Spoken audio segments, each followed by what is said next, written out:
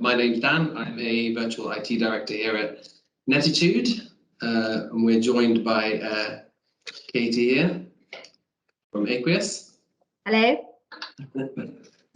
Hi everyone, I'm Adam Harling, I'm the MD of Netitude, and thank you for joining us. It's hopefully an interesting discussion on the future of working from home and the flexible workplace, and obviously the technologies involved in delivering that and the challenges.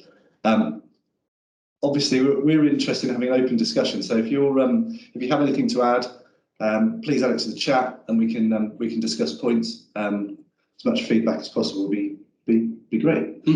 So I suppose the first thing really is, Katie, how was your experience, over the last year? Obviously it's been quite an experiment, working from home. And how did that go for you? What's your experience been like? So me personally, or as the company? I'll say it on both. Yeah, both. Yeah, both. So we're a small company, and we probably always had, a bit of an ethos that, people can work from home. So that has always been an option.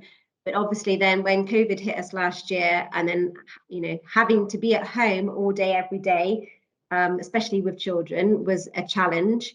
And we've really had to think as a company, think about how we change our internal processes, and how we make sure that everybody is engaged and we're interacting with them, because it can be very, very isolated when you're at home in the same walls all day, every day. Me personally, obviously, I think it enables a much better flexible work-life balance, especially for working parents. And despite that being a challenge, having the children at home, well, on and off the last 12 months, and I do have a daughter home today, self-isolating, it has got its advantages. Staff are saving costs in terms of travel. They're able to work or do other things in those times that they would have been traveling, exercise. We're promoting, make sure that you look after yourself. Staff welfare is really important. Don't just sit at that computer all day, every day. So yeah, it's been challenging, but I think we are definitely getting through it.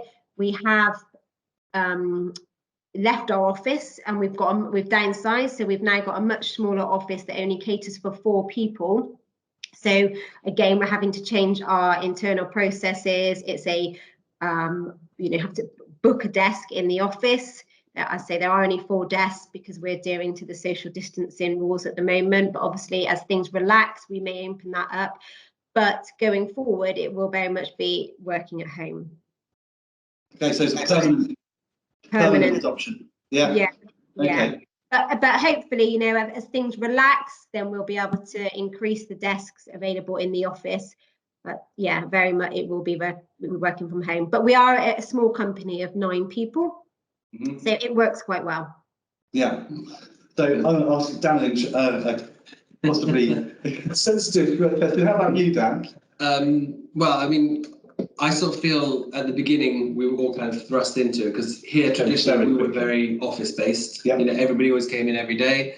So the move to work from home was very sudden. And I suppose the biggest challenge was just kind of getting to grips with that sudden change. There was no migration. So in comparison to you guys, we didn't have the flexibility already existing there, where we were working from home. Luckily, we did have the technology. We had the technology, but the ethos was very much, we were very office based, and then suddenly being into that. So the challenge for me, at least, was just getting to grips with that, but once I found the rhythm behind it, it's finding that new routine. I've had to go for a walk in the morning, because normally, you commute to the office and you've got that 20 minutes, half an hour to sort of think about what your life and what your day is going to comprise of, and lost a bit of that. So going for a good walk in the morning really enabled me to separate out home from work. I still actually work for a good majority of the time from the office, pretty much on my own, because of children. It's a big challenge to working from my home anyway. So yeah, it's been this all different for a lot of different experiences, I think. So going forward then, Katie, what are your plans? I've got some interesting stats here from the Somerset Chamber of Commerce that were published this morning. So more than 63% of local businesses are going to continue offering flexible working arrangements. It's quite interesting. 31% allowing staff to work from home permanently, and just 20% not offering working from home. So just 20% saying everyone's going to come back to the office. Yeah. It's interesting. Yeah.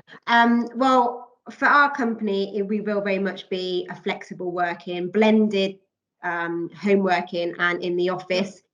Because we develop properties and land, then a lot of our project managers are on site as well. So they don't necessarily need to be office based, which enables, the flexible working. So yes, we've obviously, one of the issues during the initial stages of lockdown was our IT, and just because the way we were set up for remote working was remote desktop, which meant that the laptop or the PC had to be on in the office. So not having, and if there was this failure or it switched off, it had done an update, then it meant that we had to get someone in the office to switch that on. So that was obviously one of the barriers that we had to overcome, which was why we migrated over to the cloud. So having done that earlier this year, that has enabled the home working setup, much more streamlined and reliable. So yeah, we will very much, going forward, it will be flexible working. As I say, we've got 4 desks in the office which are bookable, and hopefully going forward we'll be able to expand those. But yeah, it will be very working from home. Yeah. I think we're adopting a hybrid model essentially. My view on it, there are some business interactions that are better done in person. So if you're going to have a meeting with more than 2 people really, then I think it's probably most effective done in person. Yes, you can use, I'm an advocate for technology, and it enables those meetings to happen from a remote location. But sometimes you do get a better result working together in the same room. There's also something to be said for, some roles are just not possible to do from home. So there might be, our project team, stock room, there's bits of kit going in and out. We just, it's not possible to do that from home. And also collaboration on projects. Sometimes the communication can be easier if you're sat in the same room, but those projects might be sporadic, so it's not a constant thing. So we're trying to adopt a hybrid model. So we've still got the office infrastructure, we're still keeping the space, but we'll be in and out as the team see fit. Be interesting to see our own poll on that and to see what everyone's doing. Yeah, I think the hard thing with being home based is the isolation and feeling that you're working in silos. So, as a team, we make sure that we have bi-weekly Zoom team meetings, although we did have our first face-to-face outside meeting last week, which is the first time, and going forward, we've said that we're going to try and introduce those once a month. And we make sure that, bi-weekly, we do have a face-to-face Zoom meeting. But also it's about, sometimes when you're sat at that computer all day, every day at home, emails can become relentless. So it's also important to pick up the phone sometimes and have that conversation, not necessarily just via email. And I think that's what we're trying to make sure that all our staff are doing, and not to feel isolated at all. And if you're having a bad day, as we all do, sometimes things can get on top of you. Go for a walk, pick up the phone, or do something to just help with your, your mental. Certainly that, at the height of it, that was critical for us. We had a Friday, kind of jolly and game show and drinks on Zoom, obviously, or Teams actually. It was critical to keep that the relationships going, because if you just discussing things via email, things can become written word is powerful, but obviously actually speaking is absolutely really, really important as well to maintain. You mentioned earlier on that you guys migrated to the cloud, finding the remote desktop side of things challenging. Was there anything aside from moving to the cloud that was crucial for your guys getting things done? Anything that sort of springs to mind? No, I think the migration kind of mopped up all of the issues that we did, and obviously at the same time as that we did move office, so that was another barrier that we had to overcome, and just getting the IT infrastructure set up within that office.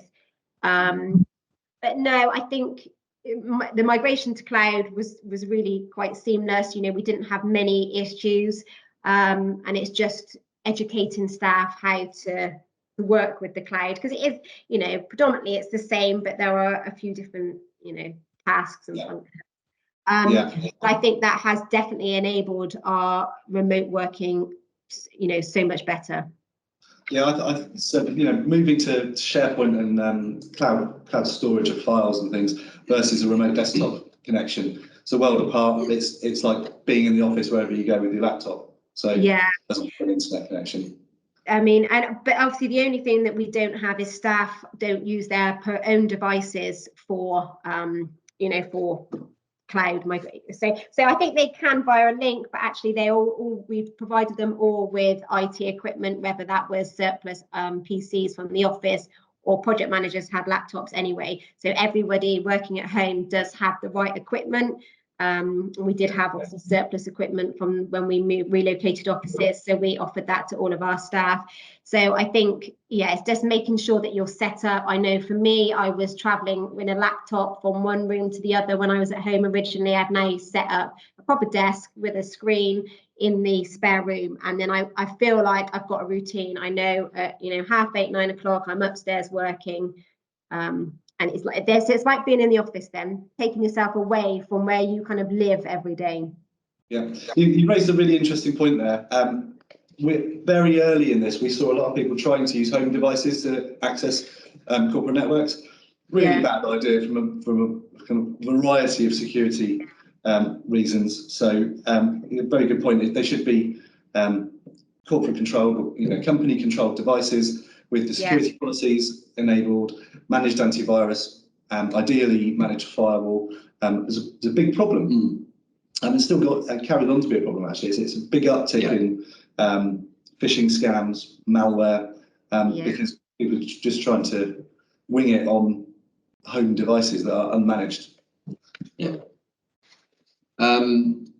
Did you find anything missing at all in aside from? I think we were very lucky in the fact that we had everything was done, so we could essentially pick up and move wherever. The VoIP phone systems, obviously we saw a big uptick of people taking on VoIP phone or cloud-based phone systems, so the phone works wherever you are, or indeed from a laptop. Huge number of cloud migration projects, obviously. We enabled a lot of our clients to use a form of remote desktop to keep them in business. But right at the beginning of this, we didn't know how long it was going to take or how long we were going to be working from home. So we did what we could to keep people working. But as it progressed and it became apparent that it was going to take quite a long time, the cloud migrations really took off.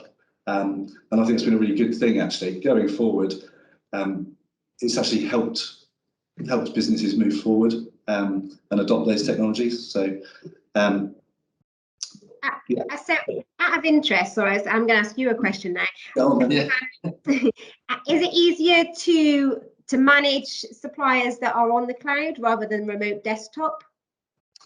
Is it easier to? Yes, essentially. Yeah. So and we actually account for that in our pricing. We make sure that we charge less for people that are using more cloud technology.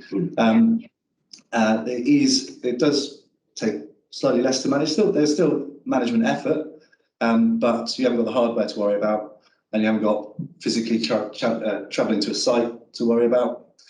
So yes, it is easier to look after. This does still take management, and there are different security concerns. So yeah, still got a lot of process involved, but from a day-to-day management point of view, yes, it is easier. Yeah, I guess the one, like, the concern with everybody working at home is the security, you know, and the phishing emails, like you've mentioned before, and we have been subject to quite a few of those. And when you're not all in the office, you know, you can lose that due diligence when, you know, and it's, so we're having to make sure that we're educating the staff all the time. You know, you need to keep on top of this, and it's more present now than ever, really, isn't it? Yeah. Will you deliver some training on phishing? So we use a phishing training tool, which actually sends out fake phishing scams that look like a phishing scam, and then we work out who's followed the links and handed over the credentials, and then we can target that person with further education. And it really comes down to user education. We can have the best firewalls in the world, but a user can usually work out a way of circumventing whatever we put in place. Through human error. Yeah, let's call it human error or persistence. So it's user education. It's getting people to understand, you know, what a phishing email looks like, when you should hand over your credentials, making sure people have got multi-factor authentication turned on. That is, you know, number one thing that everyone must have turned on by now. Something we pretty much insist on for all of our clients. It's a very good check and measure on a username and password. But yeah, user education is absolutely key.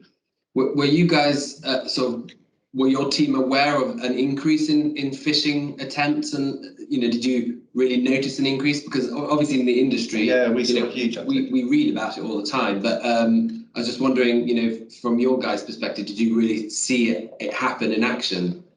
Yeah, I think we did. I think we've always been subject to the fraudulent emails, so we have been extra vigilant. But yeah, I would definitely say there has been an increase in it. But, you know, touch wood, our staff are quite good, and I think because we have so regularly been subject to it, they're on board, and we have provided them with kind of data protection training as well. So they should be aware. But, you know, like you say, it's human error. These things can happen, and they're very clever on how they word these emails.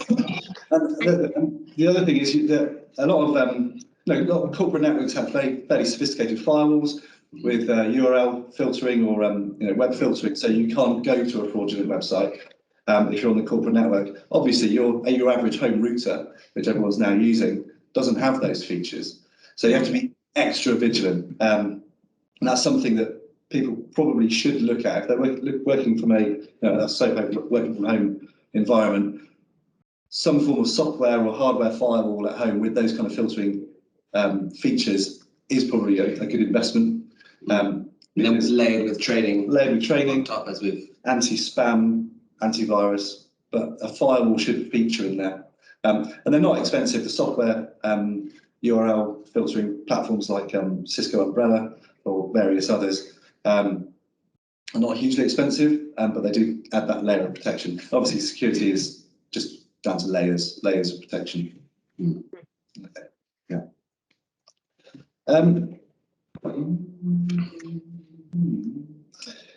So you guys didn't use VPN before. You weren't using VPN. You were using remote desktop via VPN, or? Yes. Well, I think everyone was slightly different. Because I think if you were using a MacBook, it was slightly different to if you were using a normal laptop.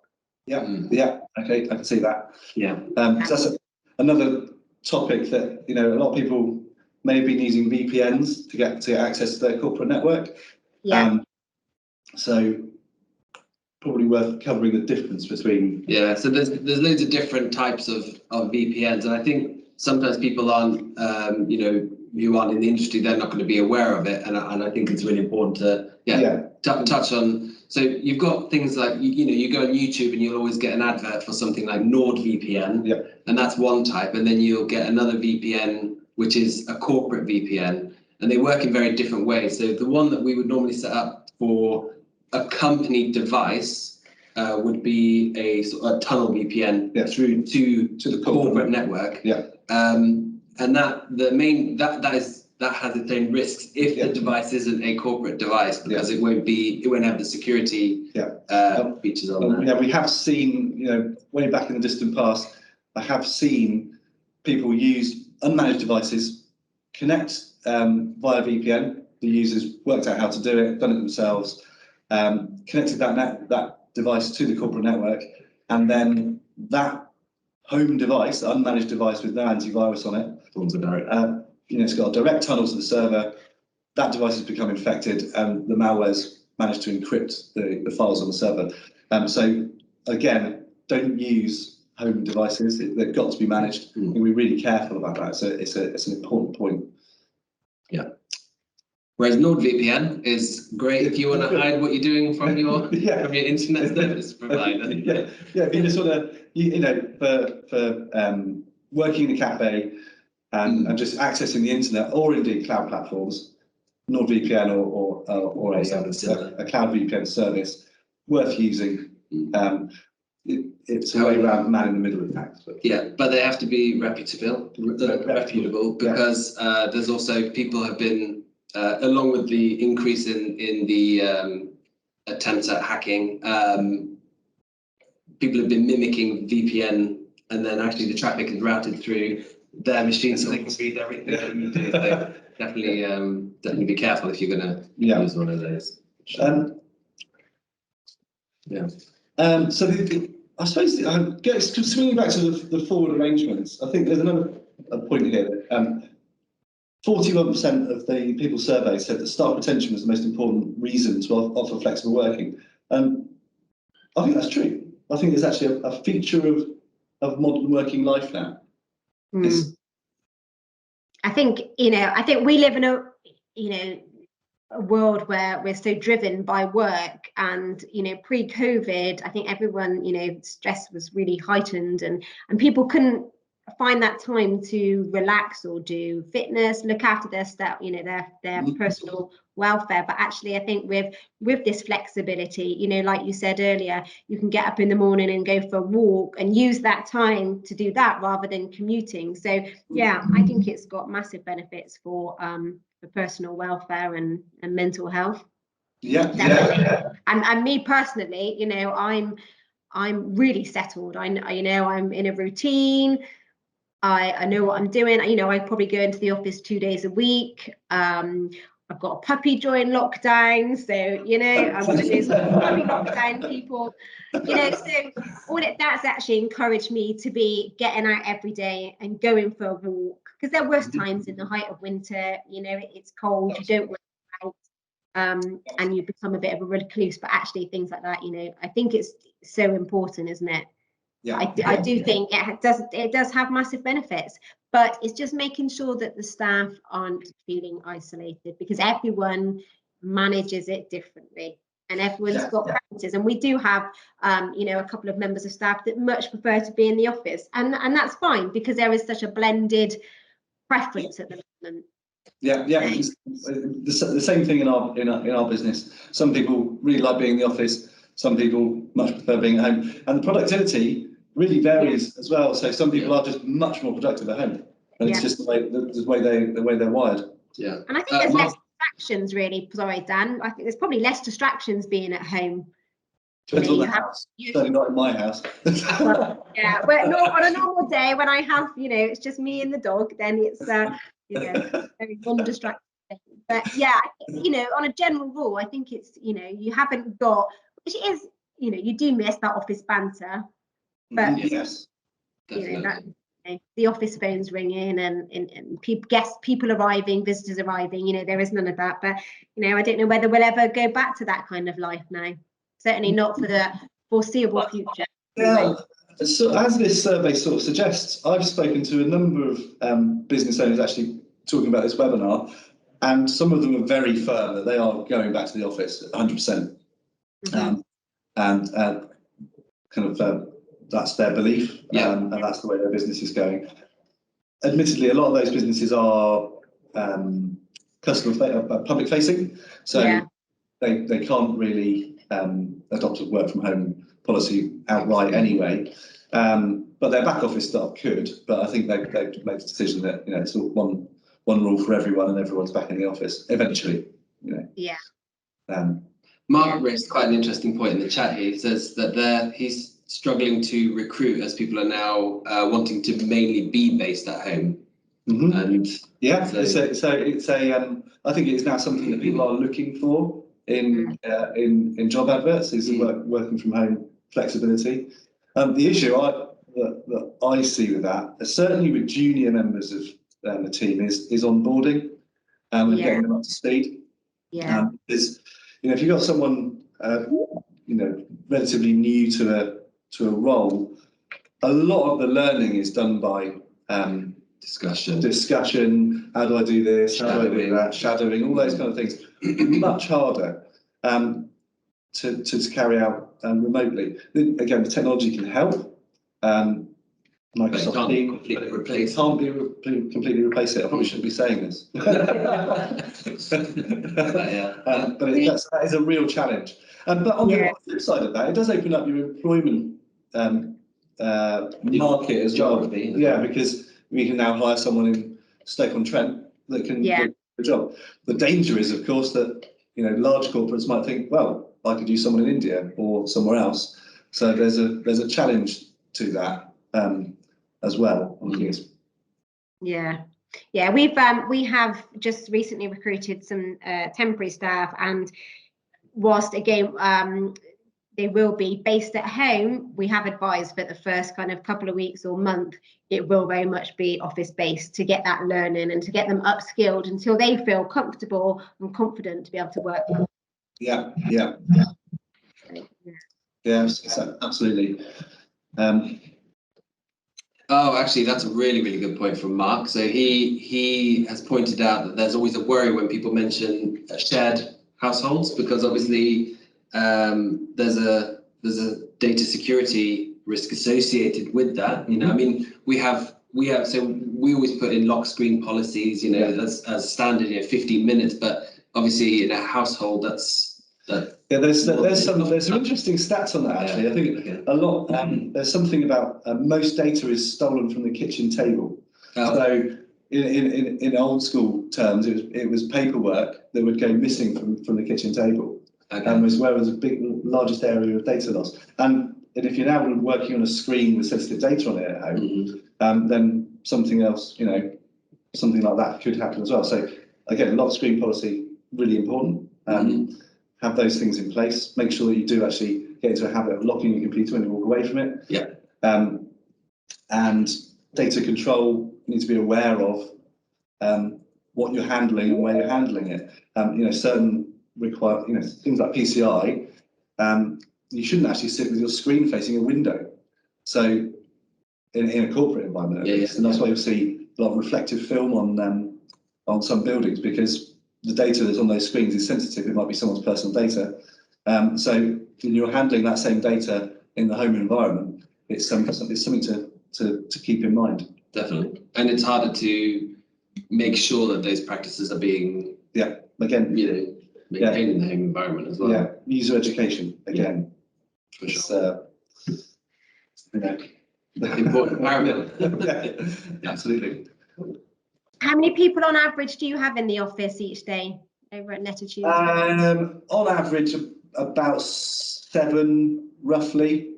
Would is be it about split? Do you have like a shared system, or is it just preference? We've got enough space whereby we've moved a few people, because we've got 2 floors, so we've moved a few people upstairs to keep the distance between desks correct, and then space the desks out downstairs. So everyone's kept their own desk. We've not done a hot desking arrangement, but we've just spaced everyone out. And then people are, we've got a booking in system again, so you arrange to be in or out, and that's down to the discretion of the manager. The good thing is that we've got laptops with docking stations, so you can sit at any desk and put your laptop down and carry on working. But generally, most people will sort of stick to the desk that they're comfortable with. But again, it's a nice flexible system to have. Yeah. I personally don't like hot desking, but other people do. And we cater to both, so which is good. I think people like routine, and even with hot desking, you know, you always go to certain desks, don't you? Even though, or we certainly do, you know, 4 desks, but they suddenly become, and you know. We did invest in a little bit on that because we moved everyone to Bluetooth headsets and softbones. So we traditionally have, you know, traditional handset on the desk, but now we have softphone on a laptop and a Bluetooth headset. And that means that your phone's anywhere your laptop is. Or smartphone, actually. Or smartphone. Actually, somebody that a client of mine, they got rid of all their mobile phones and adopted the smartphone app. So they're just using all the landline is the same. It all goes through to their smartphone. Yeah, the softphone on their the softphone on the smartphone. Yeah. So yeah, which was quite interesting. The way it's quite a few. Like I said earlier, we did see a huge uptake in migration to cloud VoIP systems, and quite a few businesses, just ditching traditional phone systems, which is again. These things were happening anyway. A lot of these old phone systems needed replacing; they were dying. Definitely. So it was good to see that was pushed forward and provides more flexibility. We've got rid of we only had a couple of landline phones anyway, and as part of the move to the new office, we did get rid of those. Although, and most members of staff have got a work phone, or they're happy to use, their own phone, because predominantly communication is via email. We don't really use the phone so much now, which is a shame. But unfortunately, the signal was not very good in our new office, so we have got one landline number that we can just log into. But we don't advertise a telephone number. If the general public want to contact us, it's via our emails. Yeah. So this is another point on security is mobile devices. For the kind of Cyber Essentials Plus standards, at least. And Cyber Essentials, you have mobile device management, because that device has access to your corporate data. So having password policies, application policies in place, again, important steps to take.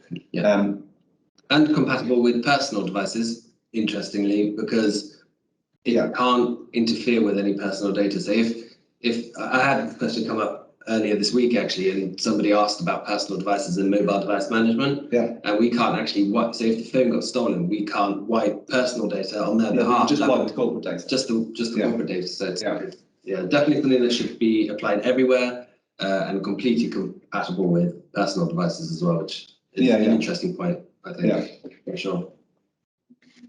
I think it'd be interesting to see where we all are in 6 months' time. Yeah, I think it would. That's what I'm really interested to see, is how it pans out over the next 6 months to a year, actually. Because I've got a feeling that although our intention is to keep that hybrid model, I think humans will generally migrate back to working in physical teams. Is my suspicion. Social creatures. As social creatures, I think it will happen. But we've all learned the technology and now are comfortable with using it. So it doesn't have to be an everyday thing. No. But I think over time, I think that's what's going to happen. It sort of, I guess, comes back to how we were all plunged into working from home where possible. Yeah. Now we might sort of see the actual, slow adoption of the hybrid model, but going the other way, which is quite an interesting I think way for it to have happened. If COVID had never happened, we probably would end up in the same situation, but it would have obviously gone from work to home rather than from coming home back. Good point. It will take I think over the next very interesting over the next 6 months to a year, and I think it will take that long for it to settle down. Definitely, for sure. Perhaps we need to have another one of these in a year's time. By then. How is everyone done? So recap. Excellent. Cool. Thank you very much. I can't see anything else in the chat. So no more questions. Anyone? All points. We're here to answer your questions. No, all points. Cool. Okay. No worries. Katie, thank you very much indeed for joining us today. Yeah. Thank you. It's been great to talk to you, as always. Having me. Yeah. Cool. Thank you very much. Bye bye. Cheers. Bye bye. See you later. Bye.